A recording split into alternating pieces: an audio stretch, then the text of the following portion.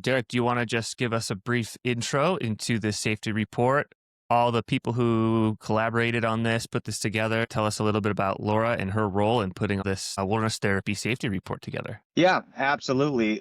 Right here, I have the Wilderness Therapy Safety Report and hard copy, and here with Laura Mills and Logan Cundiff, and that's what we're going to be talking about today. And Laura was on as part of NatSap, Laura was on the research committee as I was stepping into the role. And so, after a lot of discussion around what are some of the projects that would be beneficial for us to engage in. And, some of the biggest questions that were out there are, is wilderness therapy safe? Is it effective?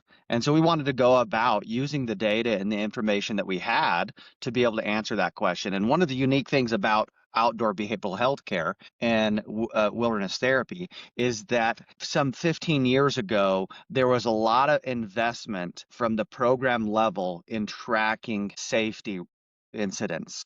And so they collected all this stuff, and part of being an OBH program, you had to submit all of this information at the end of the year to maintain your membership in the association. And so there was quite a bit of data sitting there to be looked at, and the end result was the safety report. And essentially this report summarizes historical rates of safety related incidences among outdoor behavioral health care and wilderness therapy in a way that we can use it to not only see how are we doing and how do we stack up for others, but for the families and clients that are looking to come into our program. It's a big question.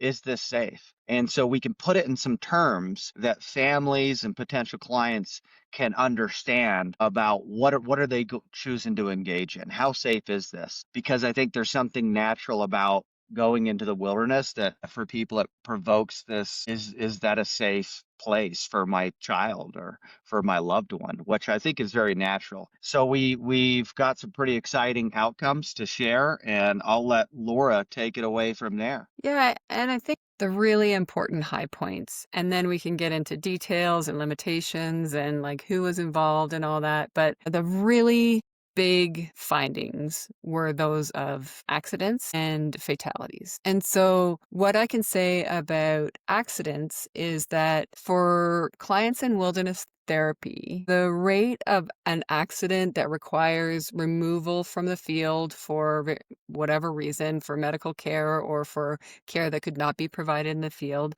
it's about the same as the rate of injury-related emergency room visits for people 15 to 24. So for about the same age group and about the same time period, let's say 60 days, in specifically 61 days, which was the average amount of time for these wilderness therapy programs. In 61 days, there was a 2% likelihood of any a 15 to 24-year-old in the US landing in the ER for an injury. And in 61 days in wilderness therapy, the likelihood of having an injury that results in removal from the field is about 2%.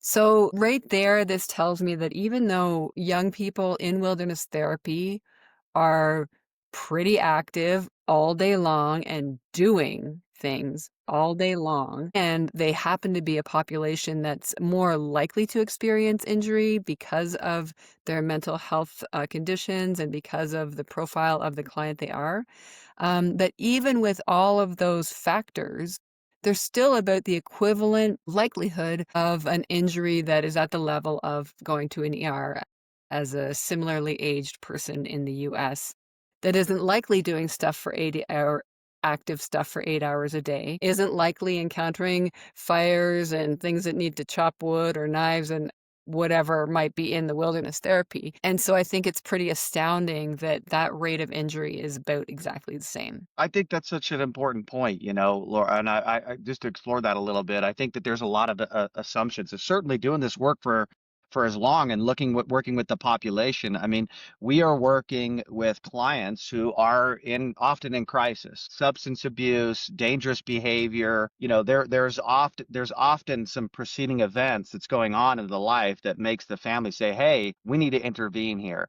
And so I think that there would be a baked in assumption that this population is at more risk, which I think is true. They're at more risk of danger, but to find out that by coming into the program, they're actually as safe as a regular population right there it's a pretty powerful finding Mhm. that I think as a parent, I'd want to know that, right? Yeah.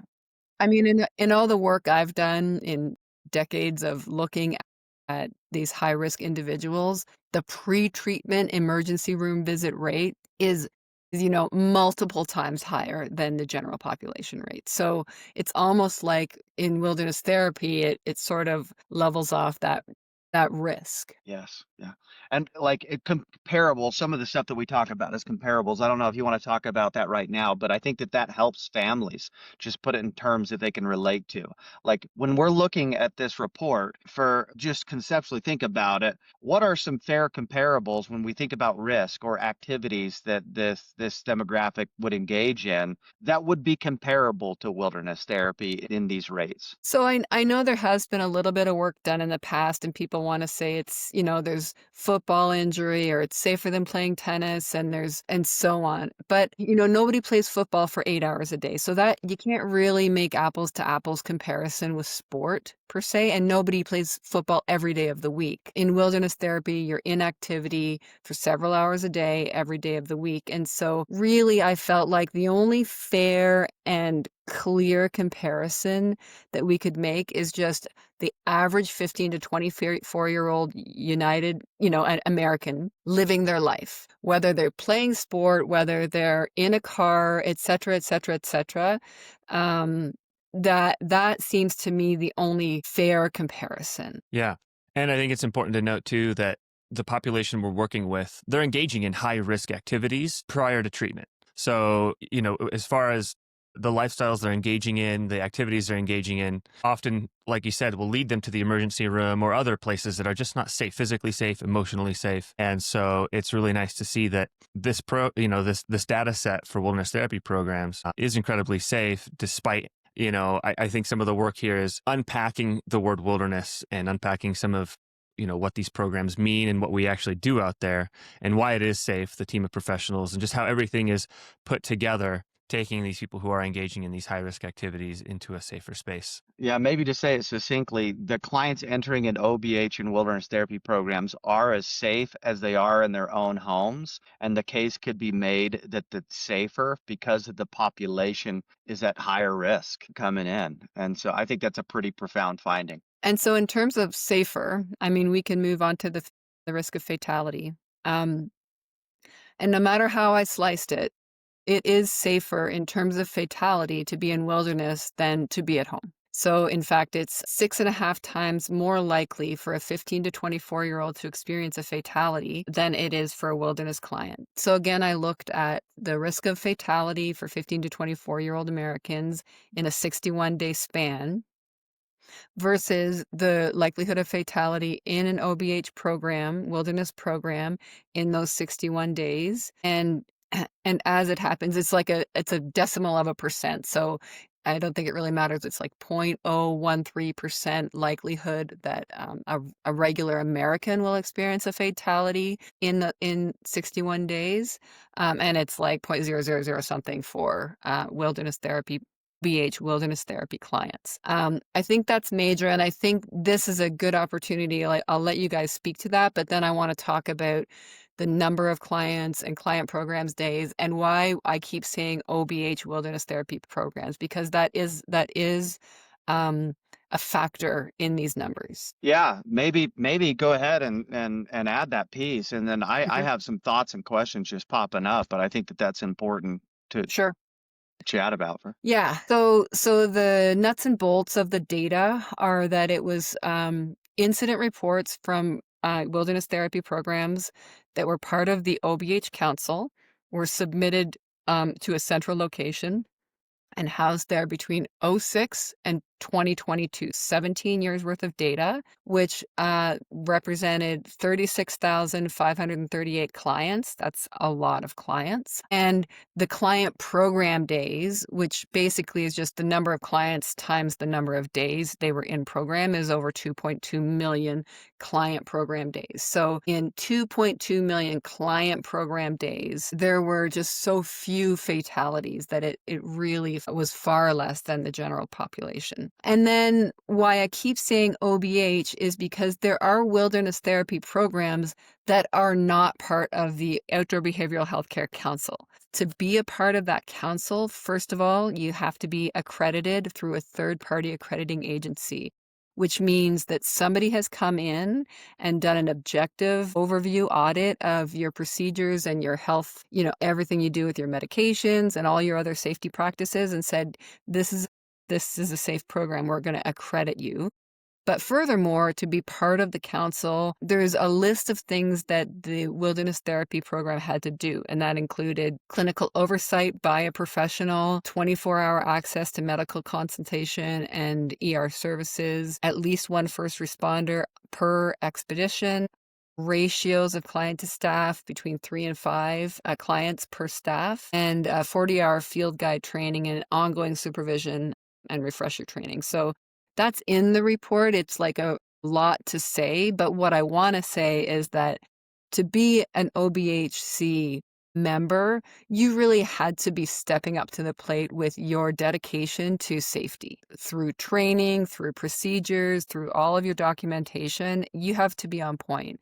And I feel like that's a big reason why the injury rates are what they are and the fatality rates are so low. Elaborate on that with, some of the staff training, programmatic oversight, being a program owner, I think would be great. Yeah. I mean, it's wonderful to see this report and have this be in such a public facing format, because, you invest all this time and it's a big task to collect all of this information. You're talking about any time in a week where there is an injury or something, your guides are first filling that out. And historically, what that looked like is we're talking about paper form, and then the field director's got to take that and upload it. And you're doing this for every client in the program throughout a year, and then adding this, and then it kind of goes into this black box that we send it all to, as both as programs and then as parents and families. That information's just kind of sat, and the programs really haven't had access to it to be able to self-evaluate their own, which Legacy will be completing our personal safety report in the next week. But also, as a collection of programs, we don't know, right? And so this report is really, and what Laura's talking about here, is an opportunity for us to learn as programs, but also for us to communicate to families and to clients. And again, I think that, as you're talking, Laura, that's where my mind goes back to. And I guess for Logan, Laura, for all three of us, I guess I have a question or curiosity. This is not just unique to wilderness therapy, that people have an inherent, I'll say, biased fear towards doing nature immersive experience, right? There is something natural, I think, in the human psyche that when we think about backpacking in Yellowstone or like going to climb a peak, that it elicits a little bit of a fear. And I guess I'm just curious, like how do we address this with families and with the public who might have this and this bias towards having a little bit of fear about stepping into the outdoors, right? This is just, we're talking about OBH programs specifically, as Laura's talking about, but it is curious, and something I've ran into as I talk to families. There's bears out there, it's cold, there's cold weather, there's all these things that pose a risk. But from this report, what we know is them stepping into a car to go to their friend's house at home is a much greater risk, but that's not provoking the same level of concern and anxiety. And so how do we address that just in speaking to the public around this? Well, there's a difference between actual risk and perceived risk, and that's part of the philosophy of coming up in this, having an education in wilderness leadership, adventure education. One of the tenets that we need to learn about is risk, and the difference between real risk and perceived risk. So real risk is, like you said, stepping into your car, driving on the highway. There is real risk out there, getting into an accident, And when you're engaging in wilderness activities, there is real risk as well. Things like weather, things that are more or less outside of our control. But now that we have a lot of data around here, we know that those real risks are very low. Now, what you can do to even further decrease real risk is implement a lot of these safety measures, between the staff training and all the protocols that we've put into place over the last couple of decades. I think we've done a really good job at addressing what the real risks are out there. And it's not bears. It's not wildlife. Those aren't real risks. Yes, they're out there. But when you actually do studies like this and you look at what is actually causing harm to our clients, we've done a really good job at creating protocols and safety measures around that. And really, we don't want to eliminate the psyche of risk because that's part of the growth experience. Stepping out of your home, going into a new environment, and doing that with new people and with professionals and mentors and the clinical team, it adds to the therapeutic benefit going into a new space. So we're actually trained as guides to utilize that sense of risk and leverage that in a safe, fun, and like an opt-in way. When you leave your comfort zone, that's where growth happens. And like, for example, with rappelling or any sort of rope-based activity, there's a high, when you're on that cliff edge or you're trying to climb, it's impossible to not feel afraid the first couple of times you've done it because you're looking over a cliff. But as a guide who's been trained in all of these systems, I know that the anchor is set up. We have backups. There's people down at the bottom. My co-guides are at the bottom. There's just a million ways that we've thought about how to eliminate essentially any risk. Apart from an act of God, we know that when our client's going over this ledge, it's practically impossible for any sort of injury to occur, for any sort of real risk to be there. But our client is not in that they're perceiving that this is a risky experience as long as they've opted in and we've, processed, here's what we're going to do. We're going to be there with you every step of the way. That experience, although feels risky, in reality, there's almost no risk. So I think helping parents and people understand that we're not trying to get rid of all the perceived risk. We don't want this to feel like you're not leaving your home, right? This is a challenging space, challenged by choice. It's done. We've created that space very intentionally and professionally, and we understand this risk.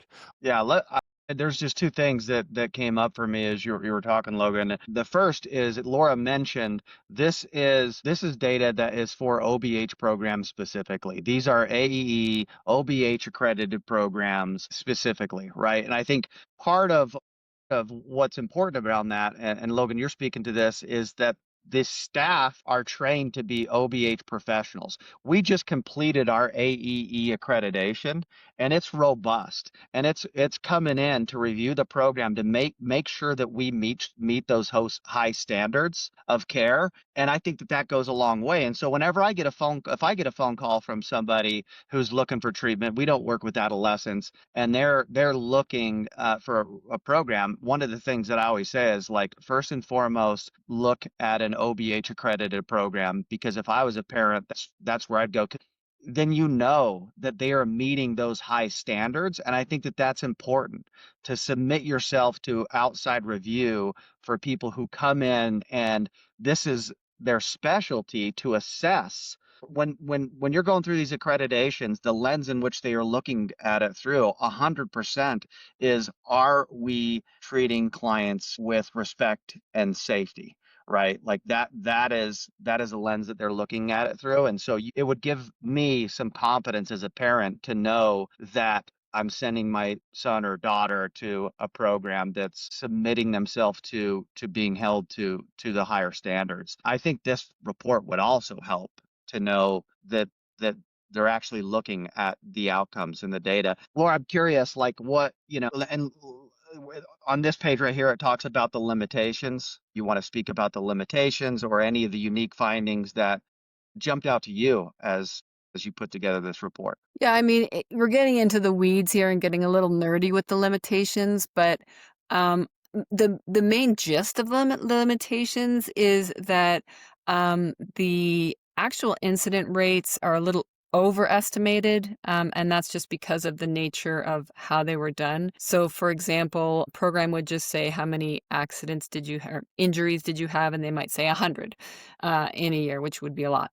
but 20 of them might have been from Joe Smith. And so when the general population data looks at their data, they look at the risk for Joe Smith, and that's counted as one, whereas it's multi-counted in OBH data, just because of the way the data were collected. There's no way to fix it now, but we can fix it going forward. So there were a few nerdy things like that that made it so that in all cases actually was a detriment to the numbers for wilderness therapy. And I wanted to make sure that we were really being very conservative with our numbers. We didn't want to say, like it's 20 times safer in wilderness therapy when it's not. What we know, and I really tried to make a hard line on being really conservative with the numbers. The limitations just point out some of the reasons for that conservancy. And I think so, we don't have a ton more time, but if anybody is interested in having a look through, we looked at injuries and fatalities. Those were our, when we think about physical safety, those were our real go-to indicators. We also looked at running away, or in program terms, abscondment. And again, it's far more likely that a minor in the US will run away than a client at wilderness therapy. I think there are a few caveats to that, but in general, I think that clients at wilderness therapy tend to stay there for the most part. So we also looked at suicide attempts, and this is the one area where there was a slight difference, a little bit higher likelihood of a suicide attempt at wilderness therapy for wilderness therapy clients than for general population. I think it's fairly obvious why. We are working with a population who are prone to suicide attempts, and the general population is not. And so the fact that there's such a small difference is really impressive to me. I mean, it makes me think that for the most part, clients are feeling a lot less into stress and needing to attempt to end their lives. And then, of course, there are other things like non-suicidal self-injury. You couldn't get a comparison to the general population for these things. I have the data, so I put it in. So the rest of the report are things that had the data for it from the wilderness therapy, but I couldn't compare it to the general population. Most general population data, it just was not amenable to making a comparison. And so, like, fundamentally, I think if anybody wants to really dig into the weeds and look into the nuts and bolts of this a little bit, and a little bit of the, interpretation of these results, it's here, it's on the Best Notes website. I think, Derek, you're probably going to have it on your website soon. It's on the NatSap website. So anybody who wants to have a look at it is more than welcome to. And I invite questions, comments, critique, anything. Yeah. And I know we don't have a lot of time here, but I'm thinking about, Laura, if for you, just going through this, what are the findings in this report or in this process for you that stand out to you as mattering the most for families deciding between wilderness therapy and OBH and other treatment options? Is there any, I mean, oftentimes, right, that's the decision they're faced with. And so, pulling back the curtain and just thinking as a parent, like, what would matter to you in this report? Well, I think my perspective on that question goes beyond this report. And so I don't want to go super beyond scope, but if I could advise a parent, I would tell them to take a breath and not look at the prettiest website with the best testimonials. A lot of the decisions that are going to be made in this time of crisis are made based on emotion, and it's hard to get out of that space when it's all you have room for in your heart. But I would say, first and foremost, are they demonstrating that they're safe? Are they accredited? Do they show their incident reports in any kind of way on their website so that you understand, how many incidents does this place experience in a year? And I think for me, I've been knocking down this door for a long time. Every program should be able to demonstrate that they do what they say they do. They should be able to demonstrate that they help their clients in the way they intend to help them. So they have an evaluation report, or they say our clients, reduce their anxiety and depression.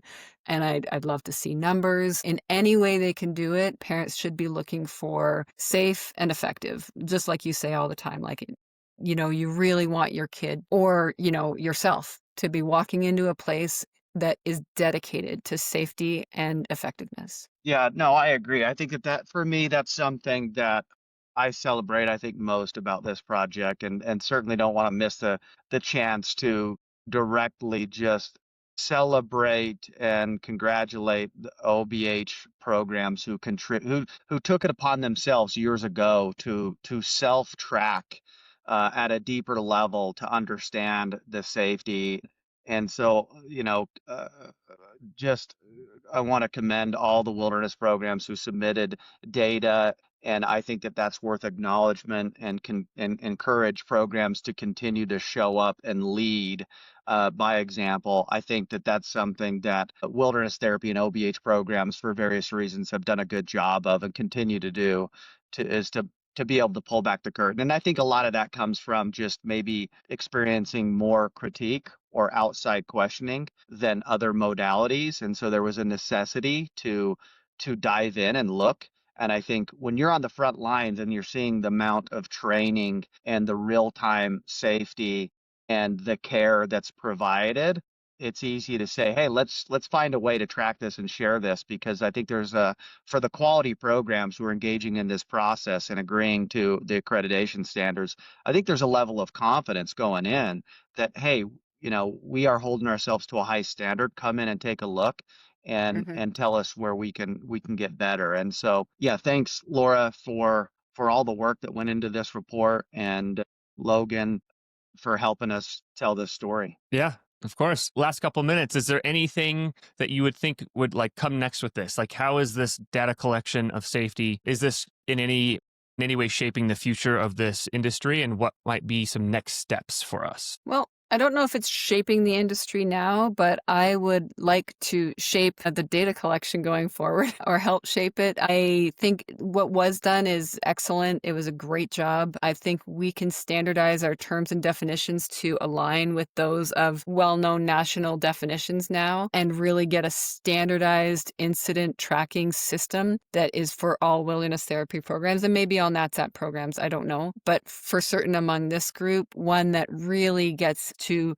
some details like, are Sundays more dangerous than Tuesdays? We can get there if we just have a really good standardized term with similar reporting requirements across agencies. So that would be my goal for the next couple of years for wilderness therapy programs to engage with. Yeah. Yeah. And I would say my ambitions are maybe even more bold. And I do hope that some of this work is the planting of a seed that does begin to help shape behavioral health care and treatment in the United States beyond wilderness therapy. I hope that some of the work that we're really starting here and collaborating on through the work with Laura and the task force and through the investment in understanding these things, that as behavioral health care treatment providers, that we can begin to better communicate to families the safety and effectiveness of care. And I think that and I get a lot of this from Laura, I think it is our responsibility as treatment providers to be able to have really good answers to those questions. Are we safe and effective? And I think this is where it starts. And I think this is a really great starting point that I hope that we can grow from, so that when people are looking into getting care, those two questions can be answered with some pretty robust outcomes. Mhm. And I think that, whether you're an individual program or you're a part of an association, engaging in these processes is a really good way to pull back the curtain. And two things happen. By doing that, we're going to elevate care and be able to address areas where we can identify, and we're going to be able to communicate to families the realities of what are fair expectations. So Yeah. thank If you. a program was interested in collecting a lot of this data and creating a report, Laura, how would they go about starting that process? I mean, it's more of a consultative process. It can't be answered in a heartbeat like that. It depends on what they do and who they do it with. But they're welcome to contact me or Derek, and we'll get them on track. I think it's really important. I think most programs are tracking their safety data. I mean, it's just a requirement. So if they want to, contribute or be part of a collective that's doing it in a standardized way, absolutely, get in touch with Derek or I.